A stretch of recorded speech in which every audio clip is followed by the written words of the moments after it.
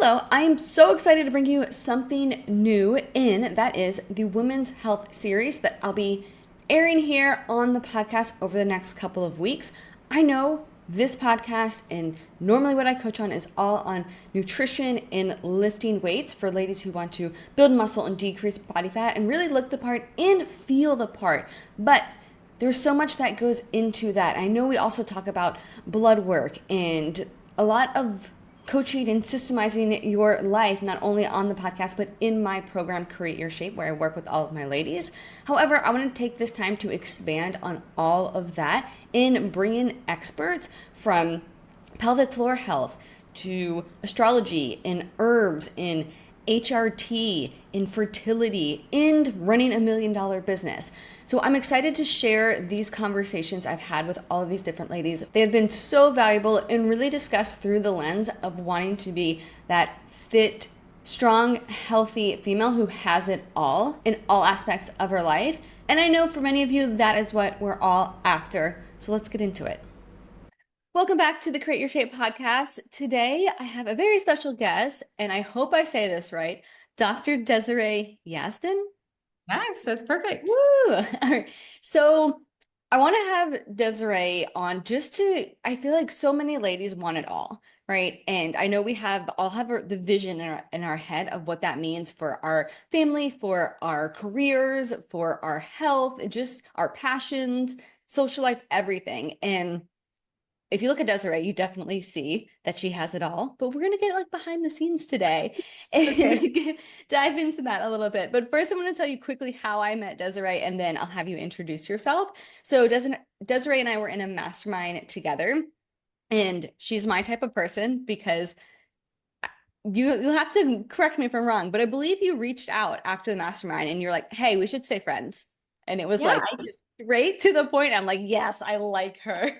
I liked you and it was like, I want to stay friends with you. And also like, hey, if you ever need anything, like I'm happy to help and support. And honestly, throughout our relationship, it's been really nice knowing that I have your support when I need it, and you have my support whenever you wanted and needed and whatever. And so it's been, and I love watching your Instagram and seeing what you're doing and being in all these fabulous places with the cats, and now you're engaged. Like it's so much fun. So I yeah. totally agree. And I definitely appreciated that. And she's very good at like reaching out to throughout. This has been now like years where she's like, "Hey, Oh, do you need anything? How's it going?" And she's so good at that. And it makes me wonder, yeah, how is she doing it all in maintaining like friendships, in like long distance friendships? So let's first have you introduce yourself. Who are you? What do you do? What are all the things you do? And then we've got some questions for you. okay, great. So my name is Desiree Yazdan, as you said. I'm a mom of two very small children, 5 and 2, and I have a dental practice. It's mostly cosmetic dentistry. So I work in there. And then also I have a coaching business where I help dentists learn how to make the exact amount of money they want in less time. And so that is what I do. I also have my own podcast. So like I'm just, I feel like I really am trying to do all the things like the podcast, the two businesses, the kids. I'm married as well. So my husband is, it's like a whole nother thing to be married and have kids and a home and all of that. So yeah, it's a lot, but it's fun. It's great. I wouldn't have it any other way. And every time I talk to you, you're so into it all, right? Like nothing's ever, I would say, nothing's ever a drag, but things are hard, right? Like things may be hard and you bring that, but also you're like into it. You're not like, "Oh, I don't want to do this," or like you want to do it all. And I think that probably adds to the fun or the drive or the progress you've seen. But can you tell me, because I know everyone listening is like, "What?" Like that, all of that at once. How is she doing that all? And I think most people in the audience, like myself including, like we have this vision of ourselves, and like we get this one awesome life and we feel like we're very capable of creating the best life ever. And then we see people like you and are super inspired. So with all of that, and obviously you maintain a social life and are a good friend and reach out and do all the things. And I've seen the birthday parties you throw for your kids. You guys, it's like the Kardashians' birthday party. Like it, my like, jaw dropped. I showed like a handful of my friends and being like, "Hey, look at this. This is insane." So she goes all out in everything that she does. But can you tell us, like, have you struggled in, or have there been parts that have been hard, and how did you overcome them to create this life? Yeah. So I think every day, like every hour is a struggle, honestly, in some capacity, right? Like I think I just being a coach, like I know how to manage my mind and it's not perfect, but I think I don't get super emotional about things. So I'm like, well, that sucks. And then I'm just like, well, what's the solution instead of like dwelling in it? And so, like, I try to set up systems and all these things so that things run as smoothly as possible, but life is life and things happen. And I think, like, yeah, to answer your question, there is a lot of struggle. Like, it's a struggle getting the kids ready for school in the morning. And then it's a struggle getting to work. And then it's a struggle like being at work and then leaving on time so that I could get the kids. Like everything is a struggle because it's like when you're at work, like the patients really want you, like they need you, like, patients are there. Some patients, like a lot of the work I do is like high-end cosmetic dentistry. So like sometimes they don't live in the area. They're flying in from another state to get work done. And so you want to give them that like really high-end top experience, which means you're doing a lot more. And then like you're like, oh shoot, things are running behind and my kid, you don't want your kids waiting for you. Like, so, every day is a struggle, but yeah, we all struggle behind the scenes in some way, right? But I think that my superpower is just being as organized as I can and giving room for error. Like I'm like, okay, if my kid's school is literally like 5 minutes from my house, but I give myself like 20 minutes to get there. So like, I just do build that buffer time into everything I do. Like if I need to leave work at 3, I stop seeing patients at 2 so that if things run over, whatever. But, even when I get home and with the kids, and I'm tired and it's a struggle to be around them after a full day of work. And then I coach in the evenings from like 7 to 9. So then it's like, okay, the bedtime is crazy and whatever. I mean, it's like, it's always a struggle. Everything's a struggle, but So I love your mindset though. That's what it seems like the secret ingredient is. You kind of accept like what's it called? Like the obstacle is the way. You're like, of course, this is life. This is like things yeah, are going to go as planned. I'm going to like be as prepared as I can, but things won't go as planned. And yeah, the mindset you have of like you don't dwell on it, but you're like, okay, what's the solution? Right? Here we are now. We have a problem. What's the solution? That's so helpful. So good to like take into everything else that yeah. you do. So speaking of time management, because I think that's the biggest factor, especially women with families and children who pair that with careers and everything else they're doing, is how do you do it all? But really they're asking like, how do you have the physical like time to do that all? And probably the mental energy too. So do you have any suggestions? You just gave us some, but on time management and like mental energy. Any suggestions or tips there? So I think the biggest thing is I always will plan my fun time first for like the week or the month or whatever I'm doing. And I think so one of the ways I've currently structured my life, and it changes with every season. So as my kids are getting older and we're doing new things with them or whatever, like my thing keeps changing. But right now, like what it is Thursdays, Fridays, Saturday, Sunday, I don't work. I actually do coach on Thursdays, but it's only for 2 hours. So there's not much working going on. Mhm. And so I have put all my energy into working on Mondays, Tuesdays, and Wednesdays, like super hard. And there's a lot going on those days. Like I barely have time to like read a text or like do anything other than do work related stuff, but it's designed that way. So I think when I'm going through it, like you said, like the mental energy, it's like, well, I know my break is coming. I'm put in 3 really hard days and then I spoil myself with 4 days that are more relaxed. And like I might still have things I'm doing for my kids or for my home or my family or whatever on those days, but it's not as intense as like my work days are. And so that's one thing is like putting in my fun time because I know like once I get to Thursday, like I can breathe a little bit. Like I can have my social life. I could go out with a friend. I could meet somebody for coffee, right? So like I also learned to say no to a lot of things. I think saying no is really hard for everyone. And yeah, I know it's so hard, but you can't do it all. I mean, I know we're like talking about doing it all, but like you actually can't do everything that you want to do. So like I've picked the things that are most important to me and I do those things. And then I've also picked the people that are most important to me that I want to spend time with. And like, while yes, I love spending time with a mass amount of people that I speak to, I don't have the time. And so because of that, I say no to a lot of things, or I will like try to combine groups of friends together instead of doing a bunch of one-on-one things. Because whenever I say yes to something, I'm saying no to something else. And so I want to spend my time, even like I have like a few friends that will reach out all the time, like want to do stuff. And I'm like, I'm sorry, I just like, I can't make that work. And so I think learning to say no and being okay with that. And I know it's just a season of life. Like my kids will get older. They'll like never want to see me probably or whatever. Or maybe they'll love me. They'll be like, Mom, come do everything with us. Who knows? But like my priority is them right now and my work and all of that. And so that's maybe why I love the party so much because I invite everybody and I'm like, everybody come. I want to see everyone. Yeah. But in between, like, I'm selective with who I spend my time with and what I'm doing. So yeah. Yeah, that's really smart. It's almost like I think people just let it happen to them where Yeah.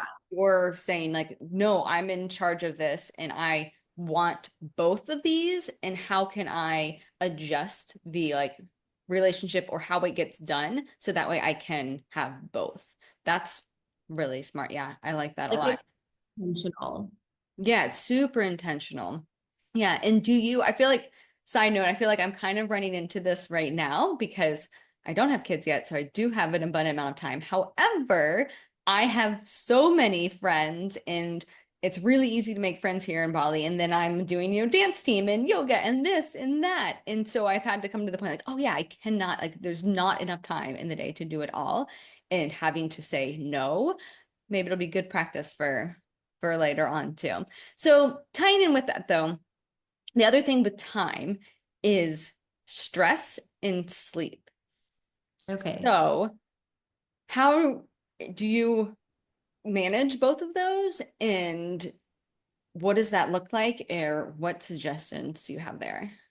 Okay, so the stress thing, everyone gets stressed out, but I think I can manage my stress well. I think before I actually became a coach, I had like I was in a ball of anxiety all the time and like a stress ball all the time.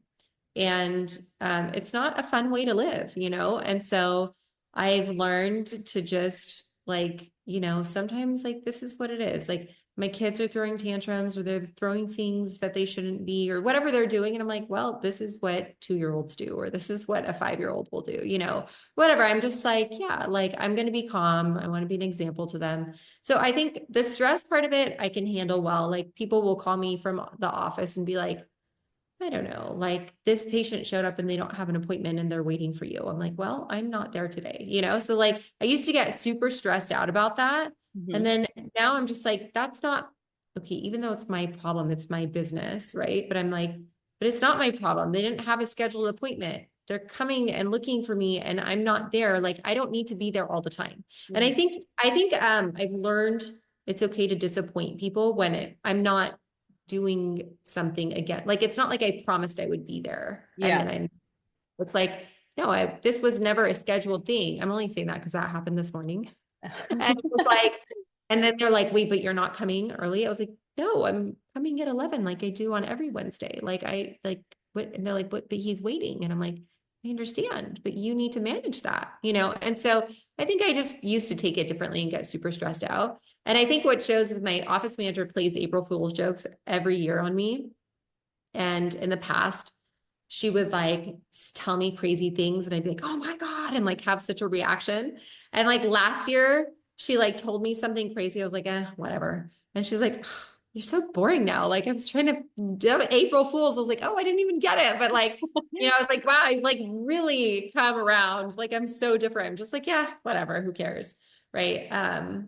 And it just I think I just manage the stress well. But the other thing you mentioned, sleep, Mm-hmm. when I'm very intentional about it, like, and I'm like, oh, like I'm gonna get in bed by 9, like no matter what, it works really well. But I will say I don't get a lot of sleep. Like a lot of times I'm going to bed at like 11:30 or 12 or 1, and I stay up late working on things that I don't need to be doing. Or like tonight after we record this, I'm like, oh, I'm gonna go organize my daughter's room because it's just bothering me. And so like I'm not good at that decision. So I don't manage the sleep as well as the other things. But I think I'm a person that doesn't need a ton of sleep in order to function. And it sounds like you do manage it, but then sometimes you just choose not to. And you're like, Yeah. sometimes you let it go, and then sometimes you get back to it. So, because, Yeah. So I've realized for me personally, like my like nighttime is the only time I have to myself because during the day I'm with patients or I'm coaching clients. Even at night, I'm coaching clients and I'm with my kids and my husband, or whatever. And so like by the time everyone goes to bed, I'm like, oh, I finally have a minute to myself mm-hmm. to like myself with alone. And I think so that's why I'm like, I choose to like stay awake and do random stuff and doom scroll or whatever I feel like doing, watch a show, read a book. And so, yeah. Gotcha. So I feel like this ties into this as well, is the mom guilt. Because I just coached a client on this today where she brought up the mom guilt in just there's so many scenarios, of course, in my field with fitness and nutrition and health, but of course with careers and of course with anything else. I know mom guilt is a real thing that is a very strong and very present. So do you have experience with that? What is your take on it? How do you approach it and how do you manage it? And I will say, but I might wait until the end. I'll wait till the end because then I'll share this. Okay, okay. So, yeah, I think mom guilt is a real thing, but I try really hard not to be like, not to let myself fall in that trap. Like, so, I mean, I've like done the weirdest things. I've like taken my kids to school and be like, oh my God, they don't have shoes on. What am I doing?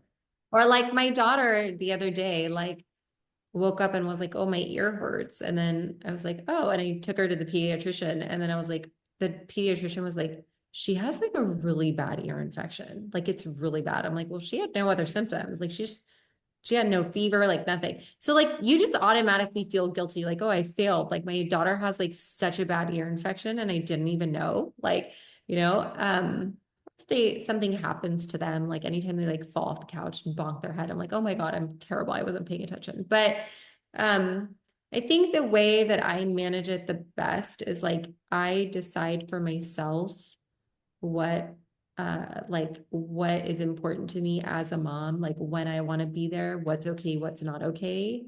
And then I like stick to those boundaries. I think the hardest thing for me currently as like mom guilt thing is like my kids are a little bit older, so they're learning like they want to stay up a little later. And so before by like 6:30 they'd be out, so I would start coaching at 7 and it was fine.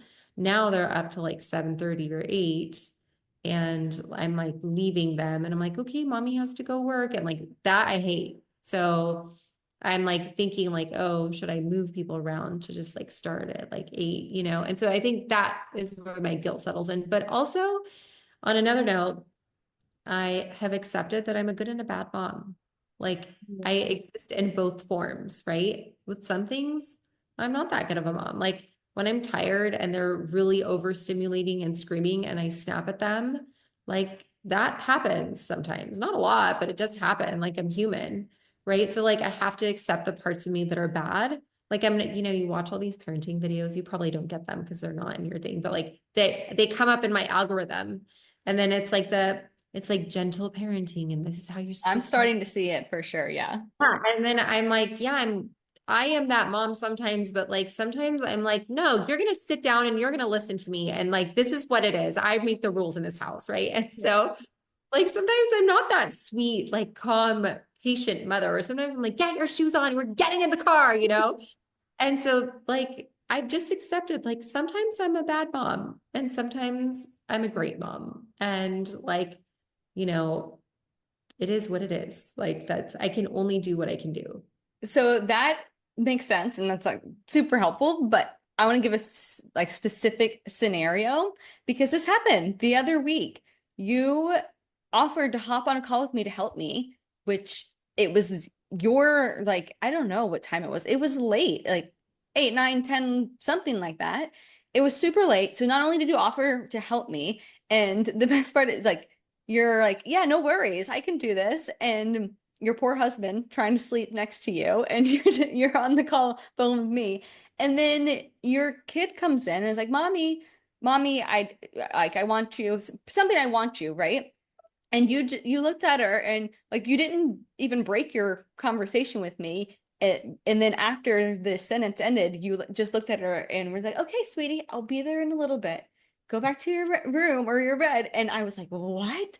And then you kept helping me, and I was like, "You probably need to go." Like I was like stressing. I was like, Oh, "She needs to. Like, you probably need to go, right?" And you were like nonchalant, like you've done this a million times, like no, we said we're going to do this. We're going to finish what we're talking about. And then I don't even know what happened after, but I was thinking about it the whole time. But you were so like in control and didn't feel like there was any mom guilt there, or like you were like, I'm doing this and then I'm going to do this. But maybe you yeah. could tell me what was going on in your mind there. Yeah, I think, well, the interrupting thing is like, I'm trying to teach her that, like, if I'm talking, don't just like jump in, like, you have to wait your turn, right? So, like, that's where that came from, where I didn't break my contact with you because I was like, she knows I'm on. She knows what it's like when I'm on like a Zoom or something with somebody. So I was like, okay, like that, but this, she's 5. It's okay. She's going to interrupt me. Like, but I'm just trying to teach her. So that's where that came from. But the rest of it, like, it wasn't urgent. She just, I forgot what she even wanted, but it wasn't like something urgent.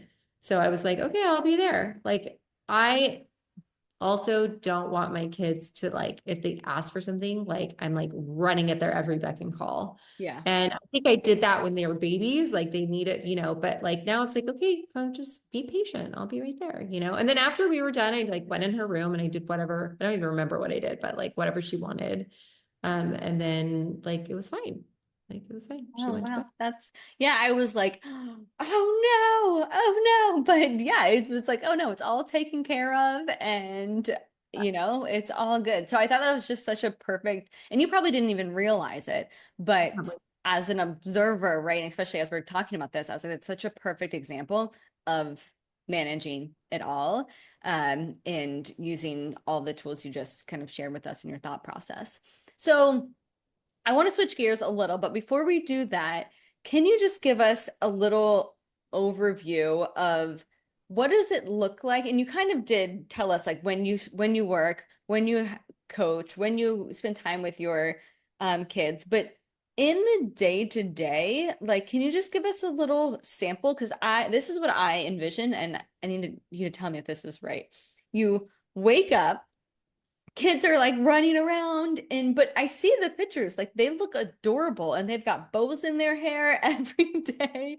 Like the shoes thing is hilarious, but when they have shoes on, I feel like they're like pink matching slippers that match their bow. Like it's not Yeah. like any, it doesn't feel, the outcome doesn't ever feel chaotic. And then same with you have a thriving social media for your dentistry that you do in addition to your dentist practice, which I am on socials for my business, it's like a full-time job. So that is a whole nother thing. And so then obviously a coaching business, it's not just like, oh, you just coach and that's it. There's so much more to it than that on the back end and on like just, it's a whole nother business. So the way you described it seemed like very like that's all you do, but I know there's so much more to that. So can you You just give us a do. You little do it. insight?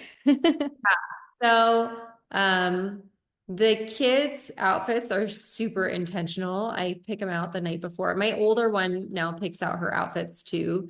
But I always want them to, I don't know, my mom always taught me to, I don't look amazing right now, but it's almost like 9 p.m. But anyways, I feel like my mom always taught me, like, if you're gonna go, like, when you get up, like, get ready for your day. Like, you'll feel better about yourself, right? And I know like with your clients, it's like eat well, you know, I don't know if you tell them like dress cute or like at least like, you know, exercise for If you go yourself, to the right? So gym and you have a cute outfit on, it definitely makes the workout better. like Absolutely. totally, I agree. Like, I think if you do anything and you feel good about the way you look, like you do it better. And so, I want my kids, like, I don't want them to like roll out of bed. And this is really terrible to admit this, but I notice when my kids are dressed cuter, people treat them better too. Like, they look cuter and other people outside of our family and our home treat them better and like are nicer to them and engage with them more. And not that I like want people engaging with them because they look cute, but I just want for themselves, for them to like feel good. And honestly, I love having girls. And so like that's my favorite thing about girls is like being able to dress them cute. And so that is very intentional. But you know, so we do get up. Getting ready is like so chaotic, but I'm just used to it. And I make them breakfast and like make the lunches and whatever. And just like, you know, you're so big on the food and the nutrition, like I am too, behind the scenes. Like I want my kids to have like fresh home cooked meals. I don't like to buy packaged foods.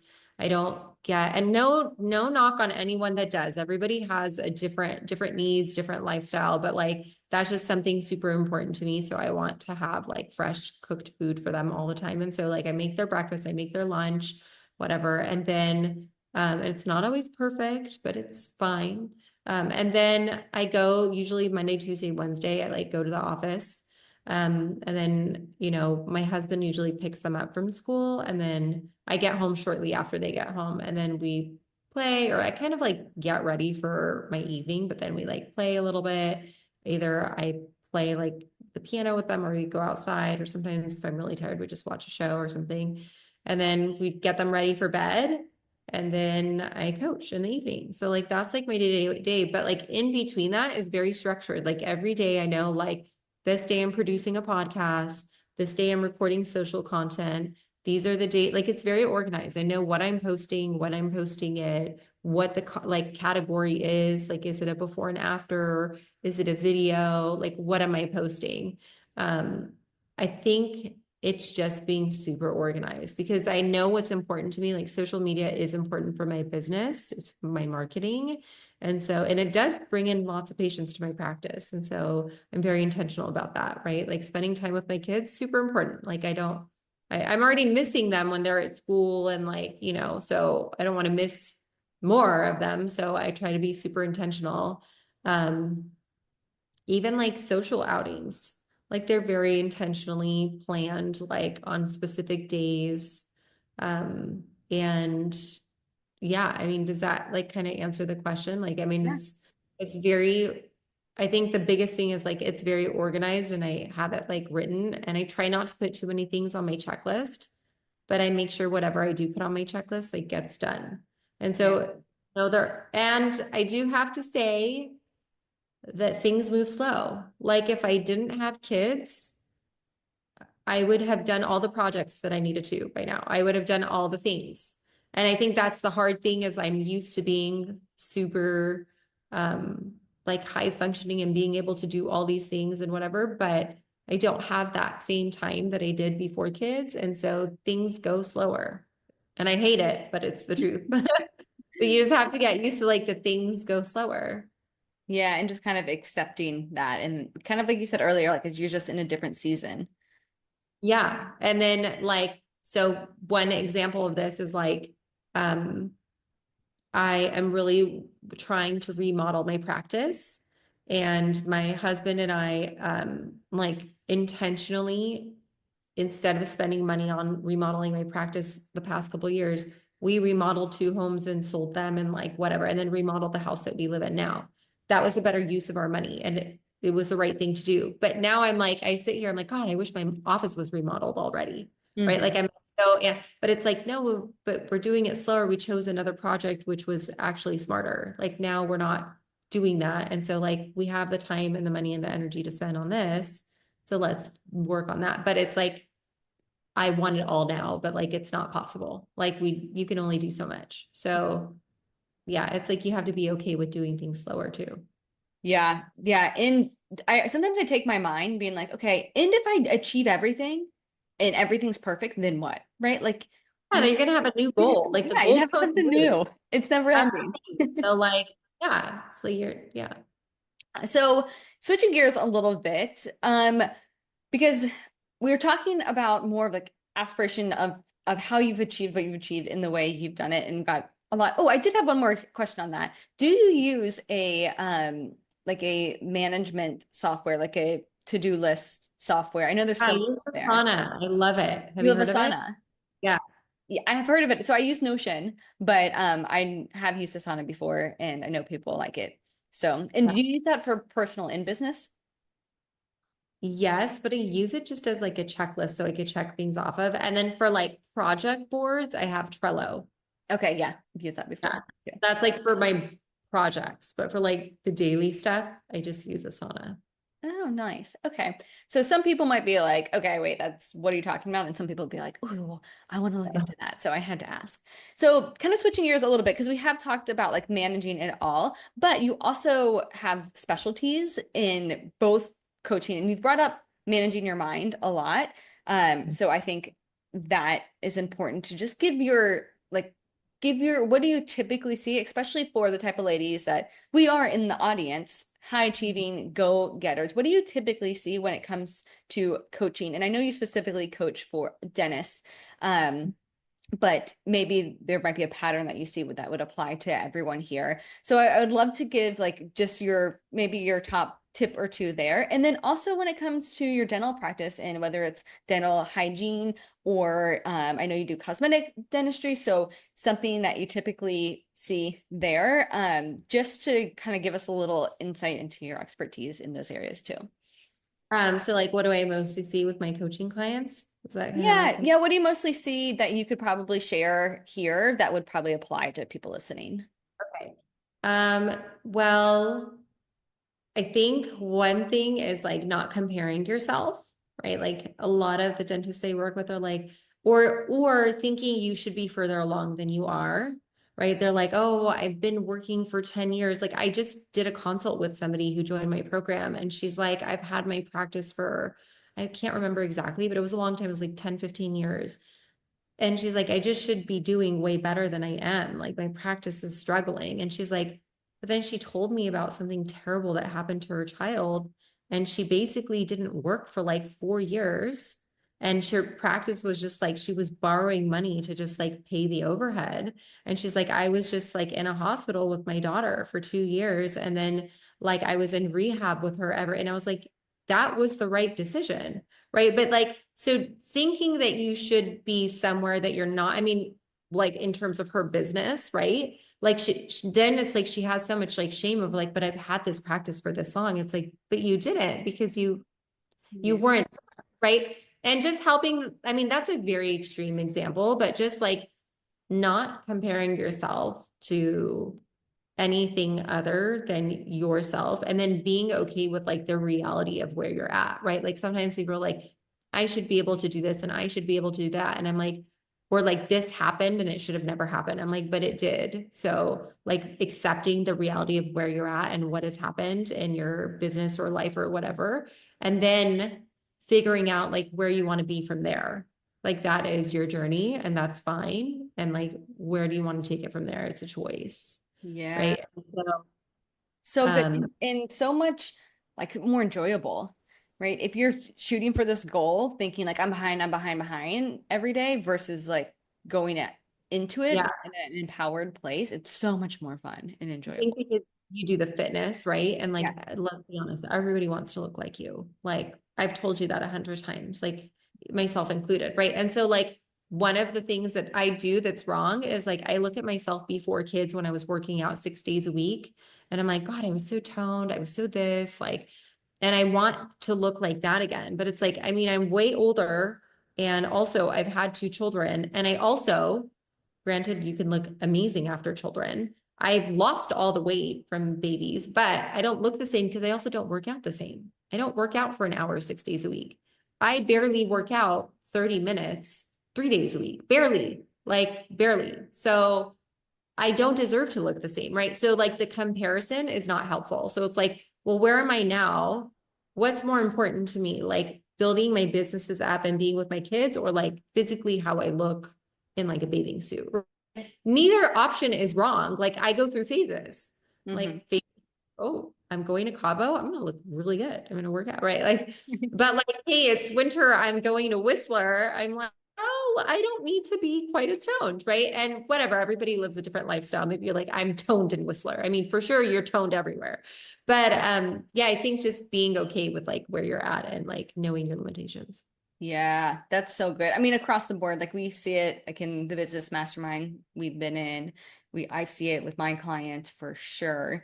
And I loved how you said too, like you almost shared like looking at the facts, like, oh, you didn't actually have this business for 10 years. You only have had it for 6 years, right? And same with my clients. So like, no, you haven't been at this for 4 weeks because you went on that vacation and then you had that off week. So it's really only been 2 weeks. So let's look at the data for how you should be progressing for 2 weeks. Oh, you are on track. So that's like that's really helpful. And then with your dentist practice, anything specific to like dental hygiene that maybe you typically see? I'm thinking of like grinders and I'm thinking of anything like that. But also, I do find that people maybe like aren't are like, oh, I shouldn't get this done, like kind of um like I've been thinking about like my lower teeth, right? And like people will just say like, oh, don't worry, it's fine, it's fine. I'm like, oh yeah, I shouldn't prioritize that, but doing something for yourself, like even that, I feel like I see a lot. I don't know what you see. What would you Uh, tip people?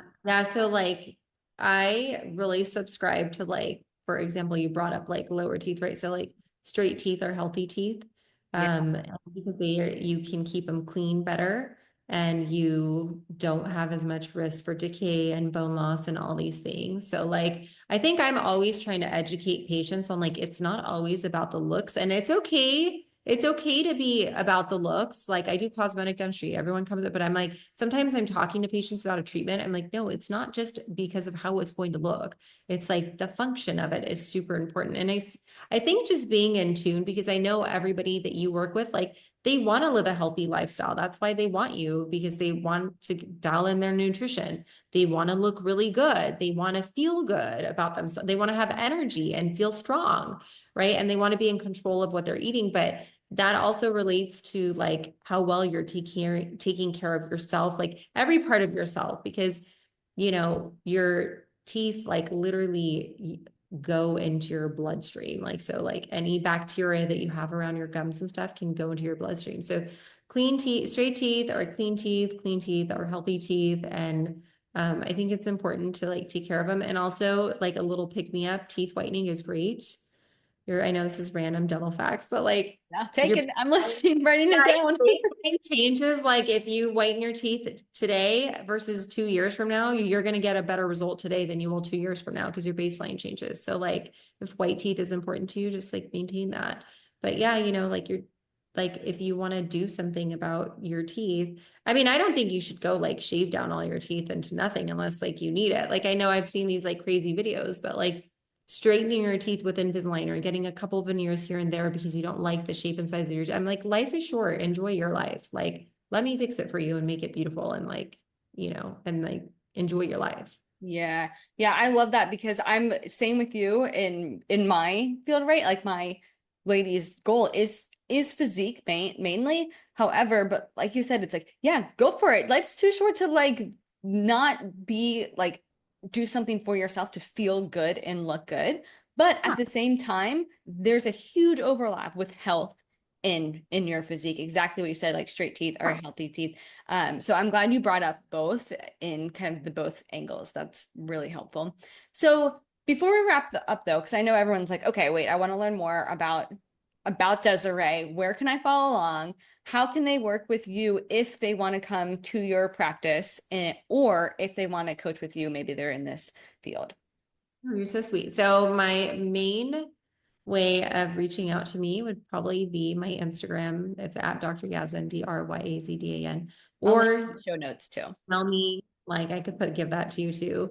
I also have another coaching account for or the other one's like for my practice. My practice is in Newport Beach, California. I don't know, are your listeners in the US or are they in Bali or like all over the They're world? mostly in the US, around the world, but mostly in the US. Yeah. Yeah. So I'm in California, Southern California. And then my coaching business, you can follow me at Dr. Yazdan Coaching or just email me. I'll give it to you so you can put it in the show notes. But yeah, probably the best ways to reach out, email or Instagram or something. Amazing. So Yeah, we'll link all of that in the show notes. And thank you so much for your time. I'm excited for everyone to hear like what is possible, but also like you keep it very real of like, yeah, it's not all rainbows and butterflies, but it's just part of the process, which is nice to hear. yes, thank you for having me. I really appreciate it. And I just love you. So Awesome. Thank you so much. And everyone else, see you next week on the Create Your Shape podcast.